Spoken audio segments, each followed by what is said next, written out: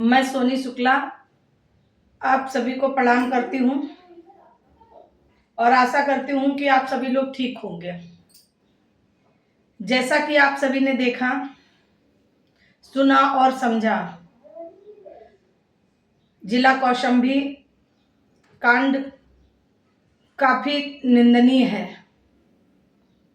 और अधिकतर ब्राह्मणों ने सोशल मीडिया के माध्यम से पोस्ट भी डाली है, सहयोग में उतरे। मैं उन सभी ब्राह्मण भाइयों का आभार व्यक्त करती हूँ और ऐसे ही आगे एकता दिखाते रहिए, ये हम सबका सौभाग्य रहेगा।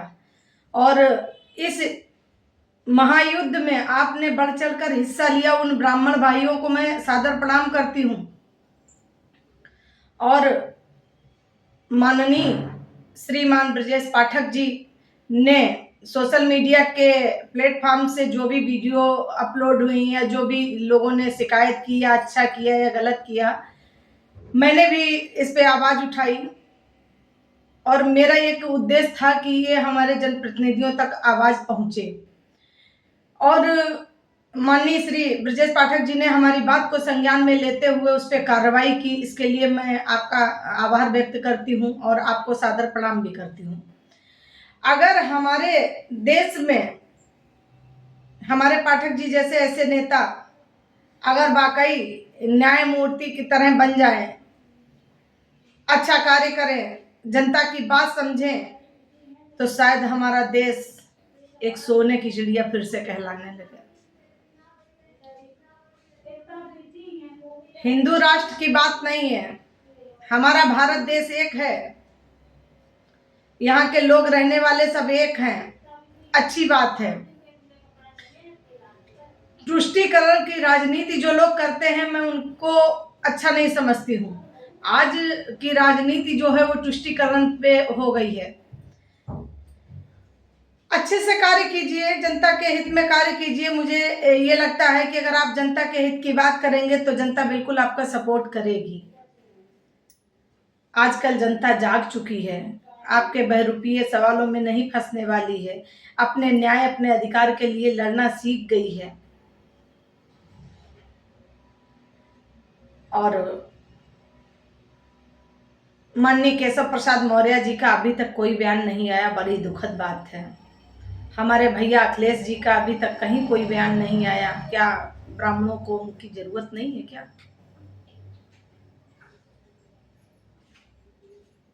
और अभी किसी नेता का बयान नहीं आया अब तक।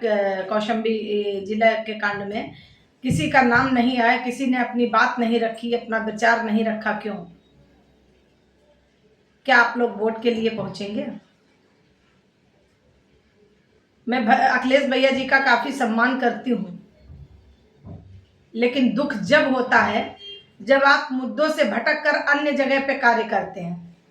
आप मुद्दों को देखिए, समझिए, उनको हित की बात कीजिए। ऐसा नहीं है।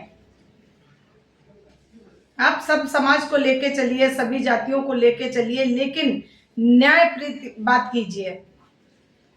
शायद आपको ये सबको पता ही होगा, अगर जिधर ब्राह्मण की अहम भूमिका रहेगी सत्ता में, राजनीति वही सत्ताधारी होंगे जिसके साथ ब्राह्मण शिरोमणि होंगे।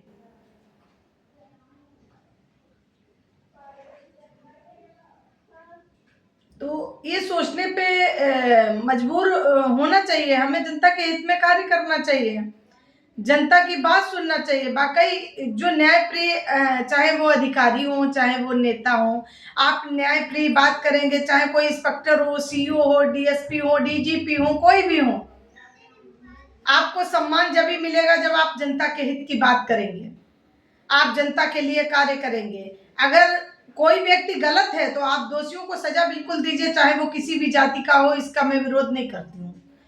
चाहे वो ब्राह्मण हो, चाहे ठाकुर हो, चाहे बनिया हो, चाहे शूद्र हो, चाहे कोई भी हो, चाहे महिला हो, चाहे पुरुष हो। जो गलत है वो गलत है, गलत और सही का निशान करके ही कोई डिसीजन लिया जाए। शायद अगर हमारे इंस्पेक्टर महोदय कौशाम्बी जी के अगर उन्होंने संज्ञान में लिया होता मैटर, हमारे वहाँ के क्षेत्राधिकारी ने अगर संज्ञान में लेके मैटर उसकी तह तक गए होते, तो शायद एक निर्दोष व्यक्ति आज हमारे बीच से नहीं जाता। ये सच्चाई है।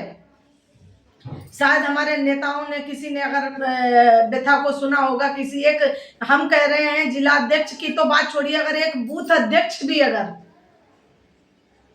एक बूथ अध्यक्ष की वो पावर है, अगर वो चाहे अपने जनता, सबसे पहले तो बूथ अध्यक्ष को ही पता लगता है कि हमारा जनता के लोग कौन कितना परेशान है। अगर वो अपने उच्च नेताओं के पास अगर अपनी आवाज को बुलंद करे, पहुंचाए, तो ऐसा नहीं, कोई बहुत बड़ी बात नहीं है कि न्याय ना मिल सके। बाकी तो बस यही चाहती हूँ कि दोषियों को सजा मिले, जो भी दोषी हो, चाहे वो पुलिस विभाग से हो, चाहे वो कोई भी हो, और कार्रवाई की गई, इसके लिए मैं धन्यवाद कहती हूँ आप सभी का।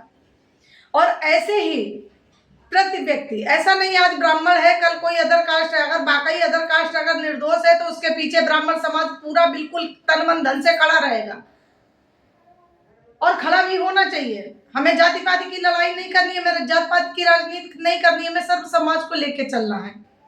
और सर्व समाज की बात करिए, सर्वहित की बात कीजिए।